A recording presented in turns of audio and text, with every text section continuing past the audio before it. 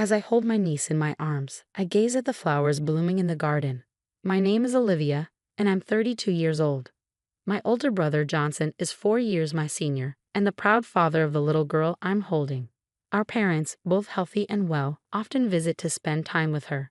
To keep my niece entertained today, I set up a small kiddie pool in the garden and filled it with water. As she plays, my mind drifts back to an event from 5 years ago. I was 27 then, and Johnson was 31. One day, he brought a woman home to meet the family. He had met her through a friend of a colleague and was eager for us to get to know her because he wanted to marry her. Her name was Emma, and she was the same age as Johnson. I remember her arriving in a crisp white suit, immaculate despite the risks of stains. She had a reserved demeanor, answering questions only when asked, likely out of nervousness. Their conversation was polite but bland, touching on topics like cold hometowns and tasty fish. Curious, I asked Emma what she liked about Johnson. Her response struck me as odd. He's someone I can introduce to anyone without embarrassment. It wasn't a comment about his personality or any intrinsic quality, just something superficial. A slight unease crept over me that day, an unease that would later grow into certainty. Shortly after Christmas, Johnson was transferred to Los Angeles. It was a promotion, and he was excited, but it complicated their wedding plans. Since the transfer makes it tricky to plan a wedding, I want to do it before I move to Los Angeles, Johnson suggested, but Emma preferred to wait. Although he wouldn't be leaving for LA for another 9 months, she was adamant about delaying the wedding until after the move. It'll sound cooler at the wedding to say I'm working in LA, she explained. Her priority was impressing others. You could say you're planning to move to LA next year, my mother suggested, but Emma was firm. I want to introduce him as someone already working in LA. It has to be the real Los Angeles. Johnson, ever laid back, agreed to her wishes, and they settled on a hectic schedule, flying back the day before the wedding and returning to LA right after. That wasn't the only issue. The wedding costs fell on our family as well. The wedding planner had suggested placing gerberas on each table, but Emma insisted on roses, saying gerberas looked cheap. Her vanity made me increasingly uncomfortable. Then the day before the wedding, something happened that heightened my discomfort. While at work, I received an unusual call from my mother. Her trembling voice on the phone sent a chill down my spine. "Your dad, he's bleeding internally." My hand shook as I held the phone. My dad, who had never been one for health checkups, smoked, drank, and rarely exercised, was the picture of unhealthiness. I recalled an article I'd read about how colon cancer progresses without symptoms. My mom informed me that he'd been rushed to the hospital. I immediately left work to be by his side. Seeing my dad lying in that hospital bed was a shock. Though I had tried to prepare myself, the reality was even more jarring. His face was pale, almost blue.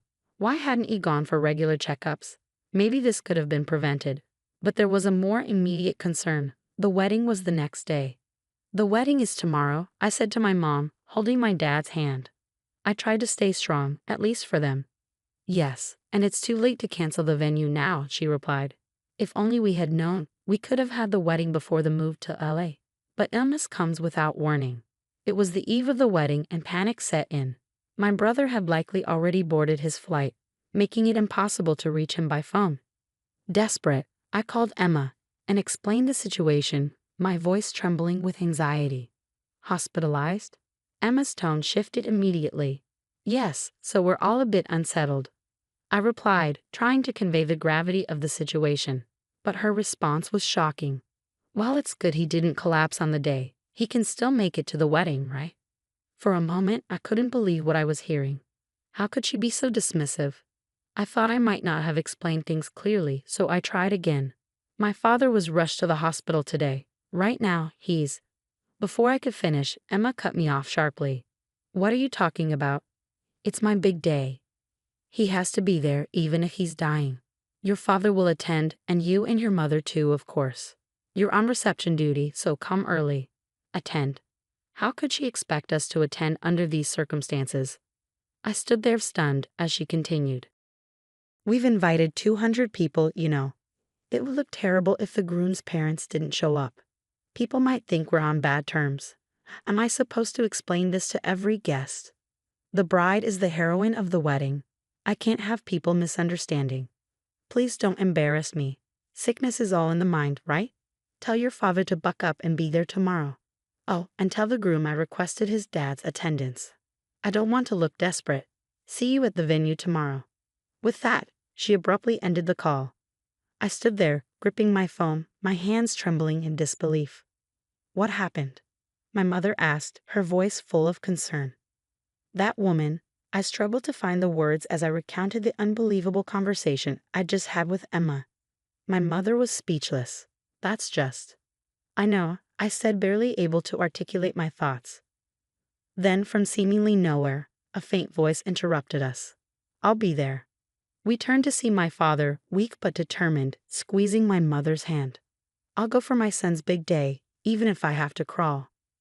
Tears welled up in my eyes, moved by his fatherly compassion, but his next words were more resolute. "I had my suspicions, but now I'm certain. It's good that I realize this now. We can't let him marry such an uncaring woman. It's my duty to protect my son." At first, I thought my father's words were a result of delirium. But as I listened more closely, I realized he was right. Emma's vanity had pushed me to my limit as well. We quickly devised a plan to save Johnson from Emma's clutches, pretending to comply with her wishes while secretly plotting her comeuppance. On the day of the wedding, I arrived early to handle the reception. As guests began to arrive, Emma made her entrance in her wedding gown. I couldn't help but compare it to her usual white suits, which made her dress seem less striking. I had no intention of complimenting her. Ignoring my clear hostility, she asked, "Your father is coming, right?" The nerve of her. "He'll be there," I replied, unable to hide my anger. "You said he should come even if it kills him. He'll crawl if he has to." "Really?" "Well, as long as it's not embarrassing," she replied nonchalantly before walking away. I felt a burning desire for retribution. The ceremony went off without a hitch, and soon the reception began. The hall was buzzing with chatter as 200 guests settled into their seats. Suddenly, a louder murmur rippled through the crowd. "What's going on?" I thought. But I already knew. There he was, my father in pajamas, seated in a wheelchair, covered with a blanket, and wearing an oxygen mask. My mother pushed him slowly into the venue. The MC, clearly flustered, checked the time and then announced the entrance of the bride and groom. With a fanfare, the newlyweds entered. When Johnson reached the front and saw my father, he shouted from the stage, "Dad, what happened?" His shocked voice set the room abuzz. Emma, standing beside him, looked confused.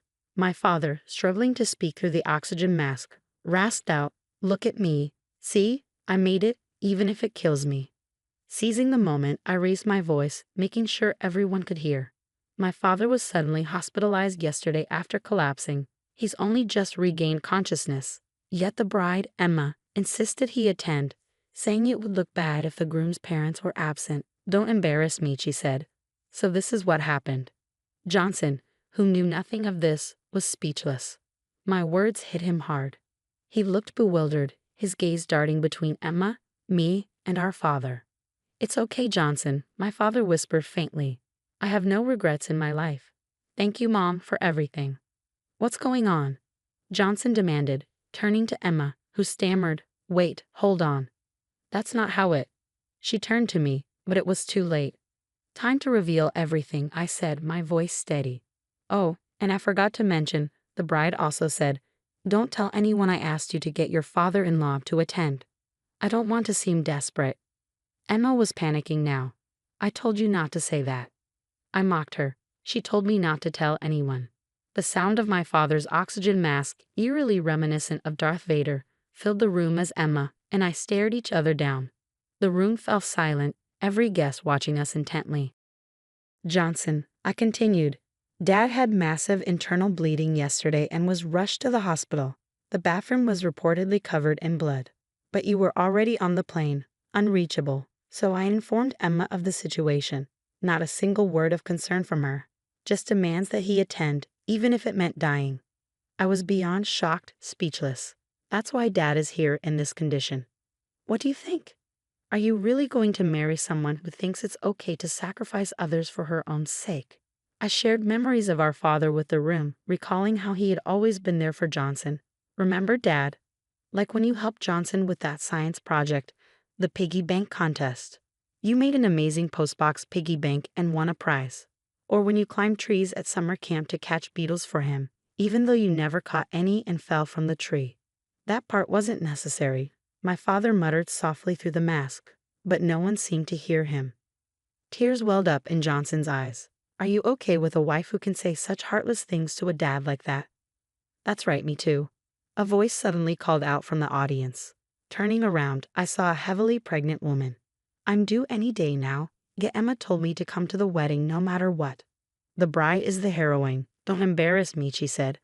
Her belly looked ready to burst, and it must have been excruciating just to sit there.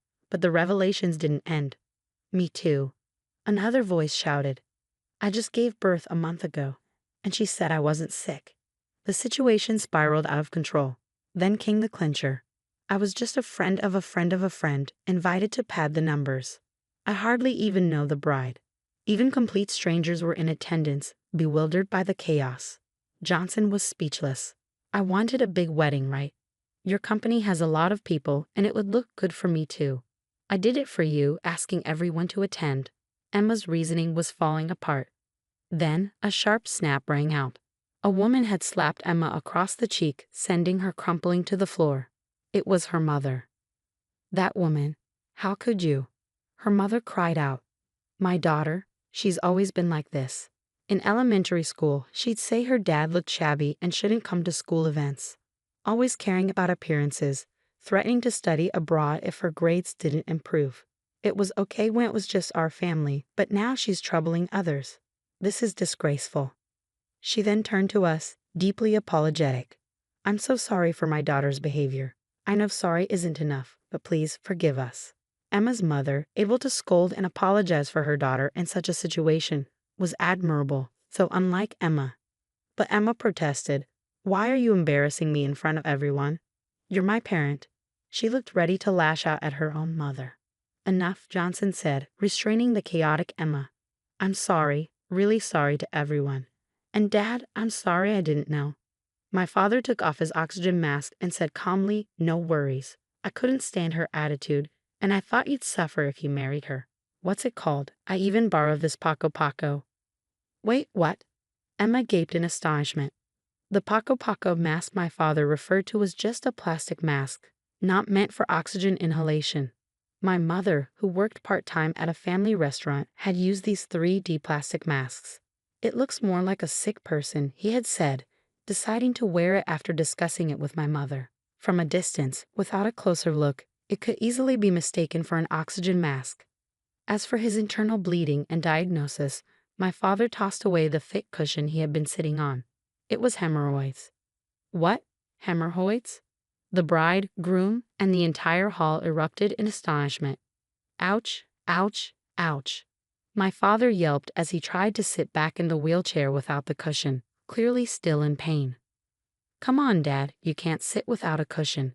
You just had surgery, my mother scolded, picking up the cushion he had thrown. Then she turned to Emma's mother, who looked dejected. Please raise your head, she said. Not many can scold their child and apologize so sincerely. I'm truly impressed by your genuineness. Emma's mother, with tears streaming down her face, hugged my mother. My mother embraced her, comforting her. Everyone now understood. It's annulment time, Johnson spoke coldly to Emma, having witnessed everything.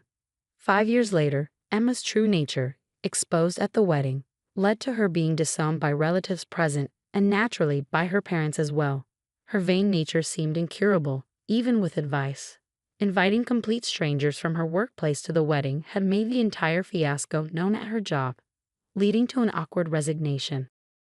I saw her once at a grocery store. She looked unkempt, wearing dirty clothes that hadn't been washed for days, her hair disheveled.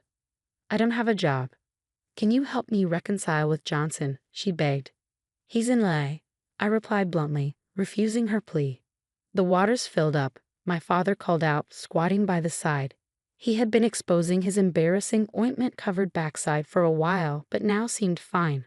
And the pool looks cool, my niece Mary exclaimed as she ran off my lap toward the pool. Indeed, after that ordeal, my brother fell in love with and married a French woman in Los Angeles, who gave birth to Mary. She's 3 years old with blue eyes and blonde hair, like a little doll, melting all our hearts. Mary joyfully splashed in the pool, light glinting off the water.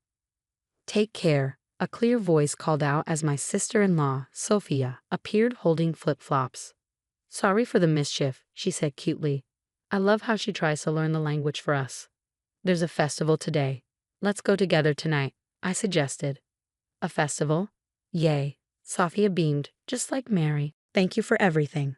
I gave my husband a respectful nod, handed him the divorce papers, and walked out of the house. He always prioritized work over everything else and never bothered with household chores. Without me, he'd surely struggle. Let him see just how helpless he is. My name is Susan. I quit my job right after we got married to become a homemaker. My husband, Robert, was my former boss, renowned for his exceptional work ethic. From the moment I started working under Robert, he was always supportive, offering advice and eventually inviting me out for private dinners. Our relationship began in secret, but we made it public when we decided to get married. When I announced our engagement, many of my female colleagues were envious. Becoming a homemaker was Robert's idea. However, once our married life began, Robert's attitude shifted. "You just lounge around at home and still get to eat. You're really lucky. Who do you think provides for this lifestyle? You should be grateful to me," he'd say. If I tried to go out on a weekday, he'd look displeased. "Going out for lunch while I'm working? Who do you think earns the money for that lunch? Think about it," he'd remark. I started to feel reluctant to go out, fearing Robert's reaction, and I began to stay home more. Is this my life now, just waiting for Robert to come home? I couldn't stand it. I felt a strong need for change, so I decided to work outside the home again. But Robert wouldn't hear of it. "You want to work. Is my salary not enough for you?" he demanded. "That's not it," I tried to explain desperately. "I feel suffocated staying at home all the time." "You think of work as just a breather? Are you taking it lightly?" he accused, but I knew that if I backed down, nothing would change. I pleaded with Robert, and after much persuasion, he finally agreed to let me work part-time, on the condition that I wouldn't neglect the household chores. Returning to work after so long was nerve-wracking, but it was also refreshing. I worked hard to ensure Robert had no complaints about the housework after my part-time job. It was tough at first, but gradually, I found my rhythm. Around that time, Robert's mother passed away. I informed my part-time job of the sad news and asked for some time off, which they kindly granted. I shuttled back and forth between Robert's family home and ours, preparing for the funeral and taking care of my father-in-law. After the funeral, Robert told me, "You only need to visit my family home every other day. Daily cleaning and laundry aren't necessary, right? Just prepare meals that my dad can easily heat up." He seemed worried that his needs would be neglected if I visited his family home daily. When I told Robert that continuing to care for his father would jeopardize my part-time job, he responded with irritation. "It doesn't matter if 1 or 2 employees are absent, right? Just reduce your working days. If they complain, quit. It's not like you're earning much. It's just a breather for you." Reluctantly, I reduced my working days, but I felt guilty for constantly asking for flexibility. I wished my father-in-law could take care of himself, but he was adamant that household chores were a woman's job. He wouldn't do any cleaning or laundry, and he was picky about food. "This is too salty," or "I want something else," were common complaints. Because of this, I often returned home late from his place. One day, my father-in-law refused to eat the pot roast 2 days in a row, so I had to prepare another meal, making me late. When I finally got home, Robert was already there, and he was furious. "You're late. What were you doing? Where's my dinner?" he shouted. "I'm sorry," I stammered. "Father-in-law wanted something different, so I had to make another meal. I'll serve dinner right away." I served Robert the pot roast I had brought back. He looked at it with disdain. "What's this? You promised to take care of the house as usual, right? If this happens again, you'll have to quit your part-time job." "Wait a minute," I said, my frustration rising. "I was late because I went to your family home, not because of my part-time job." Inaki snapped. "You're stretched thin because of that part-time job. Don't ever make me wait again after I come home from work." I knew arguing wouldn't change his mind, but I couldn't accept it. I continued juggling household chores, caring for my father-in-law, and managing my part-time job, sacrificing sleep to keep up. Then, one day, I received an unexpected call from my mom. "Susan, your dad's been diagnosed with a severe illness and needs to be hospitalized," she said, her voice trembling. I learned that Dad's cancer was advanced and beyond treatment. I wanted to visit him immediately, but Robert was unsympathetic. "Visiting him won't change anything. Focus on our home." Reluctantly, I took early leaves from my part-time job to visit Dad. Half a year later, he passed away. While helping my devastated mom with the funeral preparations, I informed Robert about the funeral date. His response was chilling. "You'll be back before I return from work, right?" "I don't want to wait for dinner again." "You're attending the funeral too, right?" I asked, hoping for some support. "Why would I? It's a weekday and I have work," he replied coldly. "My dad just passed away. Can't you take paid leave?" I pleaded. "In theory, yes, but I have important meetings. It's not that simple." "It should be a priority to bid farewell to a family member. When your mom passed, I took several days off and adjusted my work schedule for you." Robert scoffed. "Don't compare your part-time job to mine. I have responsibilities you wouldn't understand. I can't just take time off." After more pleading, he finally relented. "Fine. I'll take a few hours off for the funeral then," he said, forcibly ending the conversation. With the funeral preparations, I visited my family home more often, took more days off from work, and reduced my visits to my father-in-law to every third day. Consequently, I could only manage household chores every third day. Robert grew more irritable. "You've been slacking off with the chores. You haven't cleaned in 2 days." "I was helping Mom all day 2 days ago and visited father-in-law yesterday," I explained, desperate to make him understand. "Excuses again. Your mom has been managing the house for years. Why does she need so much help now?" "After Dad's passing, she's too devastated to do anything. I want to be there for her." Robert dismissed her grief. "She's just being weak. Your dad's illness wasn't sudden. She should have been prepared." "This is why I say woman." "How can you say that?" I interrupted, my voice shaking with anger. "Even if she knew, losing a lifelong partner is devastating. Can't you understand her feelings?" "I'm saying she should face reality. Your dad should have planned better. Leaving without preparing his wife is irresponsible." I stared at him horrified. "How can you speak of my family like that? Don't you have any respect for them?" "What's there to respect?" Robert sneered. "Just because they're older? That's naive thinking." His words cut deep, and something snapped inside me. "How can you say that? Not just about my mom, but also about my dad, who passed away after a long illness." That was the moment I decided to cut ties with Robert. I couldn't talk to him anymore. Just being in the same room with him made my skin crawl. I began to secretly prepare to leave the house, using the funeral preparations as a cover. Quietly, I started moving my belongings to my parents' home. It was difficult to tell my grieving mom about the current situation, but I couldn't bear it any longer. Robert's attitude had become unbearable, and I wanted to move back home. When I finally confided in my mom, she comforted me, saying, "You've done well so far. If Susan wants to come back, I'd be more than happy. It won't be lonely here with you." "Thank you, Mom," I replied, feeling a sense of relief. It's better to free yourself from Robert and find new happiness than to force a marriage. With her words of encouragement, I felt reassured and continued my preparations to leave. I kept my emotions in check, flawlessly handling household chores and taking care of my father-in-law. It was just a little longer to endure. As long as I maintained the housework, Robert didn't complain, and we avoided unnecessary conversations. On the day of the funeral, after briefly paying his respects, Robert returned to work without much of a goodbye. "Robert, you're really going back to work?" my mom asked, disappointed. Even though she knew about our situation, she had hoped he would take a break from work during this time. "Apparently, that's what he thinks is appropriate," I said indifferently. Hearing my comment, my mom replied, "Well, I guess there's nothing we can do." We both felt reassured that our decision to divorce was the right one. After the funeral, Robert returned from work as usual. "I'm back," he announced. "Welcome home," I replied curtly. "Welcome home? That's it. I took time off work for the funeral because of you." "You should thank me," he demanded.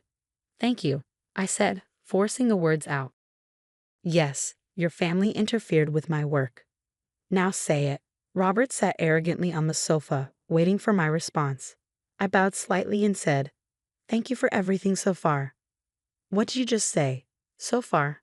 What do you mean? He asked, confused. Without hesitation, I handed Robert the divorce papers.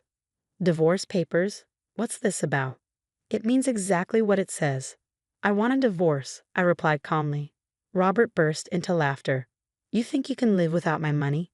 If you have time for jokes, make dinner. I'm serious. I'm leaving to live with my mom. She's okay with it. I've saved some money from my part-time job, and they're considering offering me a full-time position. A full-time job? For someone as inefficient as you, he scoffed. Goodbye, I said, handing the stunned Robert the divorce papers before leaving with just one bag.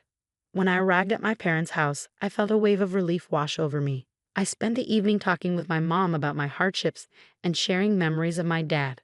Robert kept contacting me, but I ignored all his messages. His words were still condescending. How can a wife leave her husband like that? Apologize and come back, and I'll forgive you this time. Ignoring him was the right choice. Robert never came to my parents' house. His pride wouldn't allow it. Thanks to that, my mom and I lived peacefully. A few days later, I realized I had left something at the house and decided to sneak back while Robert was at work. When I walked in, the place was a disaster. Garbage and dust covered every surface. Fast food wrappers littered the kitchen, and wrinkled clothes were strewn across the floor. It was clear Robert hadn't done any housework. Concerned, I wondered how his dad was managing. As I passed by Robert's family home, I saw his dad talking with a caretaker at the entrance. Apparently, there had been complaints from neighbors about a foul smell coming from his trash-filled room. If things don't improve, you'll need to leave immediately, the caretaker warned. I understand. I'll go to my son's place, his dad replied.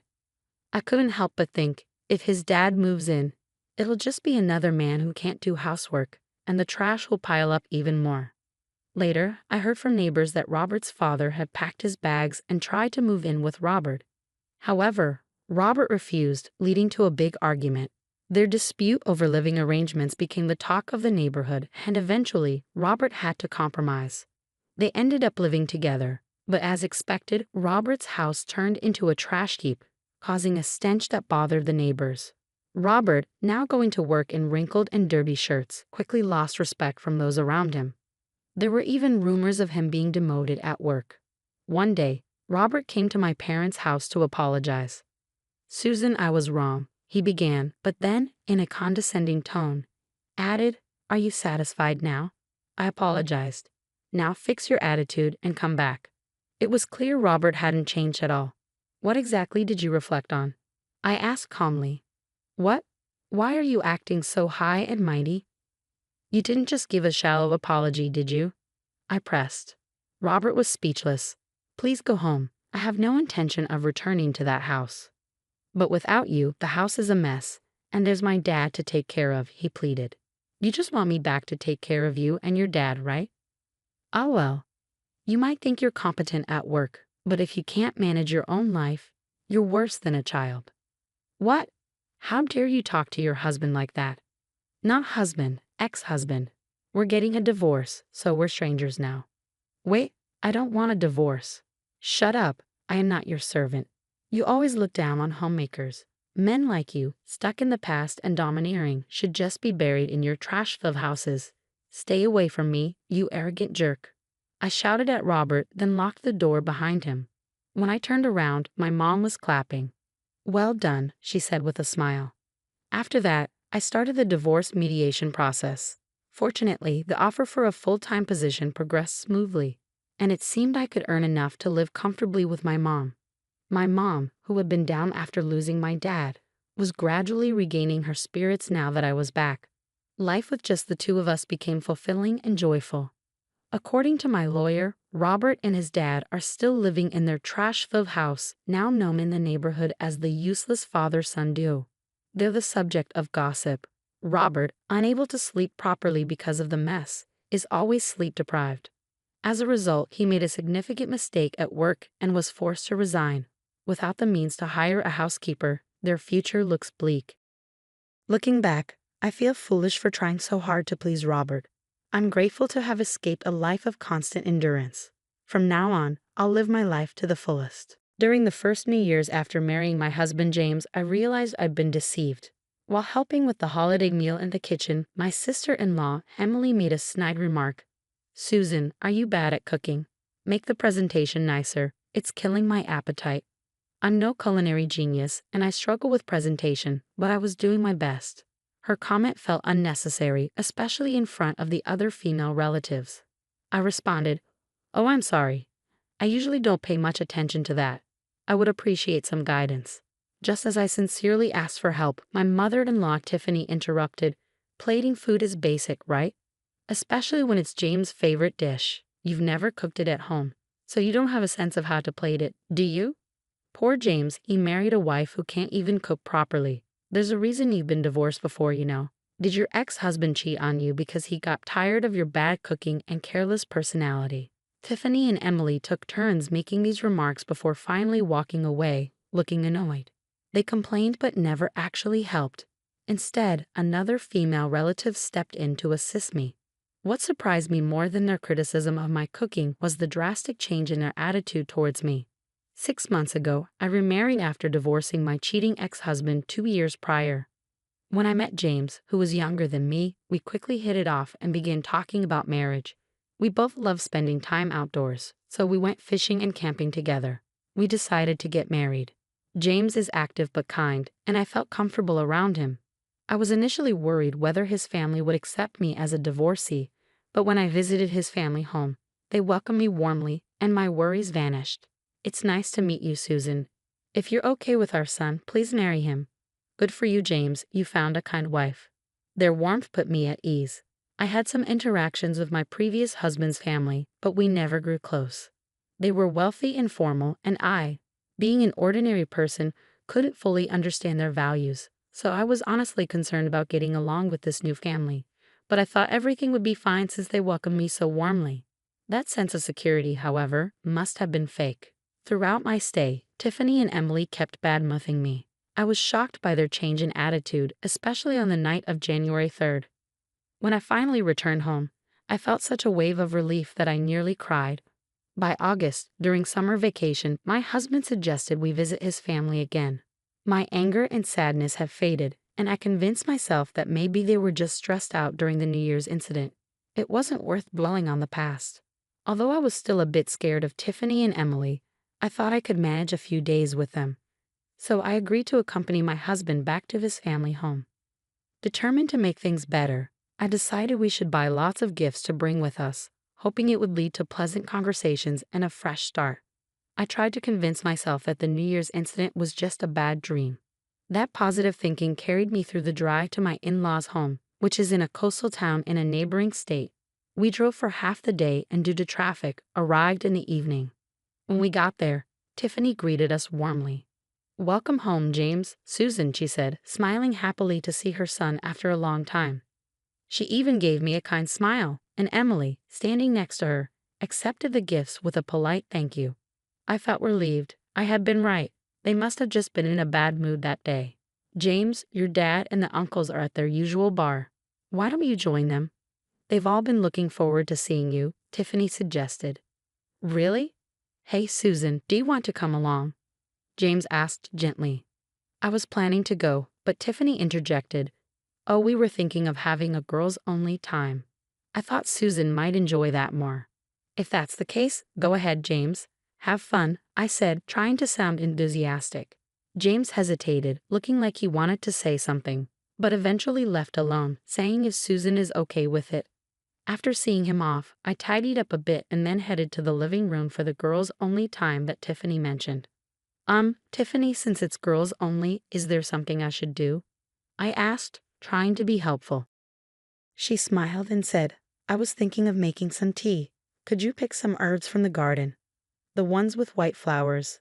Oh, and Susan, while you're at it, could you feed the dog?" They had a large dog at their home, and it had taken a liking to me, which I found adorable. Growing up, I always wanted a dog but could never afford one, so I was genuinely happy to take care of him. "Sure, I'll head to the garden," I replied. I grabbed a bowl for the herbs and a plate for the dog food, put on my sandals, and stepped outside into the garden. As I busied myself with the tasks, I suddenly heard the sound of a lock clicking behind me. I turned around in a panic and saw Tiffany and Emily watching me through the window smirking. That's when I realized I had been tricked again. They had intentionally sent me outside, even sending James away, under the guise of a girls' only time, all just to lock me out. Tiffany and Emily were terrible people who took pleasure in such childish malice. The ridicule during New Year's, mocking me for being divorced and bad at cooking, had been mere words. But this time they had taken it further by physically locking me out. Come on, this is a joke, right? Let me in.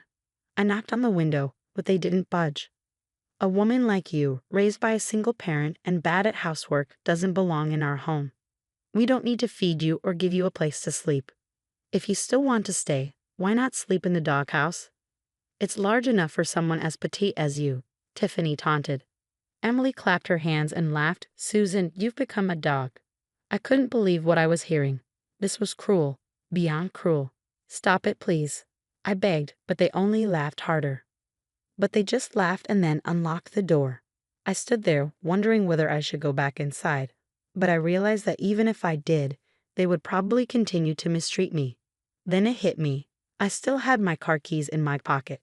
If I couldn't go inside the house or join my husband, I could just stay outside instead. I walked over to the car and retrieved something, quickly setting it up.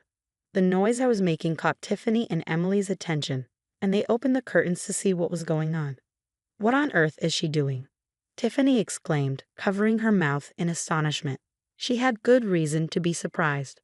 What I had taken out of the car was the tent we had used on our recent camping trip. They probably never expected me to opt for outdoor comfort. Stop it. You're ruining the lawn. You're so rude. You're never setting foot in this house again, Tiffany yelled. Ignoring their protests, I decided to make myself some hot coffee using the small camping stove I had left in the car. Despite it being summer, the cloudy day had turned into a chilly evening, making the hot coffee especially satisfying. Before I knew it, the family dog, who had come out of the doghouse, wandered over to warm up by the fire. Sorry for the noise. Oh right, I was supposed to feed you, wasn't I? Here you go, I said, putting the plate of dog food in front of him. As the dog started eating, I petted him, and he let out a happy little bark. I had thought I had no allies in this house, but with this big, gentle dog by my side, I felt comforted. However, I realized that my husband had left in the evening, and if he was drinking, he wouldn't be back for a while. Let's go into the tent. You can come too, I said to the dog. We both lay down in the tent, and as I petted him, I noticed that despite his fluffy fur, he was quite thin. It must have been a long time since he had received any affection, and he seemed so happy to be petted. I started worrying more about this dog than about myself. Shall we go find them? No point staying here, I said. The dog probably didn't understand my words, but he barked and nudged me forward as if encouraging me. I folded up the tent, got in the car with the dog, and drove into town. I parked in a random lot and began walking around with the dog, trying to find the bar where my husband and his relatives were. There are so many bars, it's hard to tell, I said to the dog as we walked. But he seemed to recognize something, either their scent or their voices, because he led the way. Sure enough, as we approached one bar, I heard familiar voices, my father-in-law, Thomas, and my husband James. When I entered the bar, my husband looked surprised. Susan, what are you doing here? And he brought the dog. I felt a wave of relief at finally seeing someone I could trust, but there was something else on my mind. Is this place pet-friendly? Can the dog and I come in? The bar's policy was against it, but since Thomas and his relatives were regulars, they made an exception. Susan, it must have been cold outside. Here, have a drink, someone said, handing me a glass.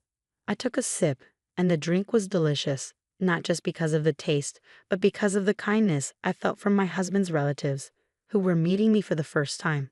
They encouraged me to have another glass, and then another, until I felt the alcohol starting to take effect. As I got tipsy, I began to let down my guard and spoke up about what had been bothering me. Tiffany and Emily locked us out, so we had no choice but to come here, I said, my words spilling out uncontrollably. I couldn't stop talking about everything that had happened, from today to the awful experience on New Year's. Normally, I might have worried about being judged for airing these grievances, but in that moment, I didn't care. My husband, Thomas, and the others listened intently as I spoke. When I finished, one of the relatives sighed and said, those two are at it again." That comment seemed to open the floodgates, and they started sharing stories about Tiffany and Emily's past behavior. They even recalled how the two had acted similarly when they were supposed to be taking care of James's grandmother. Eventually, James's grandmother moved into a nursing home because she couldn't handle Tiffany and Emily's behavior any longer.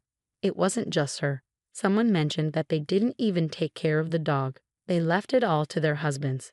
Hearing this, Thomas, who had been quietly listening, finally spoke up. "I thought about divorcing them when they mistreated my mother, but what they did to you, my son's wife, is unforgivable. I can't take it anymore." Thomas stood up, resolute. When we returned home, he finally confronted Tiffany and Emily. "Let's get a divorce. Leave now." Tiffany and Emily fought back. "Susan is also to blame. She set up a tent and even took the dog into town. That's so unreasonable." But Thomas didn't waver.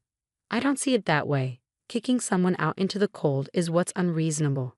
What do you think family is? I wanted to get along with you, but I've reached my limit. I don't want to consider people like you as family." Tiffany and Emily glared at me, but then they screamed. The dog had growled at them. Thomas looked at them with disdain. "You never took care of that dog. You didn't feed him or walk him. You're not even worthy of being his owner. It serves you right to be growled at. You're not part of this family. Leave now." With that, Thomas made them pack their bags and kick them out, regardless of the late hour. Tiffany and Emily didn't argue. Thomas was too intimidating. They didn't have much in the way of assets, so they ended up living in a small apartment to save money. But being spendthrifts, they soon ran into financial difficulties.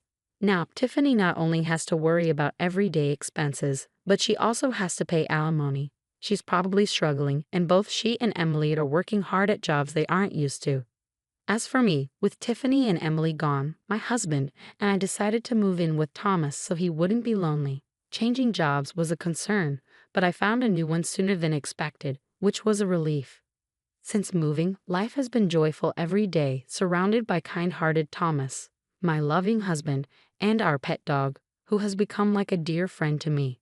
Relatives also started visiting more often, and I've come to enjoy learning about various delicious drinks and having lively conversations over them.